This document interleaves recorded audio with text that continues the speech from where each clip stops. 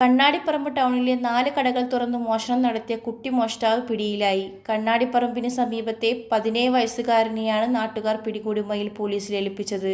തലശ്ശേരിയിലെ ജുവനൈൽ ഹോമിൽ നിന്നും ചാടിയ കുട്ടി മോഷ്ടാവിന് തലശ്ശേരിയിലും കേസുണ്ട്. കഴിഞ്ഞ ദിവസം രാത്രി 10:30 മണിയോടെയാണ് കുട്ടി മോഷ്ടാവിന്റെ തിരച്ചിലിൽ പാറപ്പുറത്ത് വെച്ചാണ് നാട്ടുകാർ പിടികൂടിയത്. മോഷണം നടത്താൻ ഉപയോഗിച്ച കമ്പിപ്പാര എടുക്കാൻ വീണ്ടും സ്ഥലത്തെത്തിയപ്പോഴാണ് കുടുങ്ങിയതെന്ന് സംശയം. നാട്ടുകാർ വിവരമറിയിച്ചതിനെ തുടർന്ന് സ്ഥലത്തെത്തിയ മയിൽ പോലീസ് കുട്ടി മോഷ്ടാവിനെ കസ്റ്റഡിയിലെടുക്കുകയായിരുന്നു. കുട്ടിയെ തലശ്ശേരി പോലീസിന് കൈമാറി.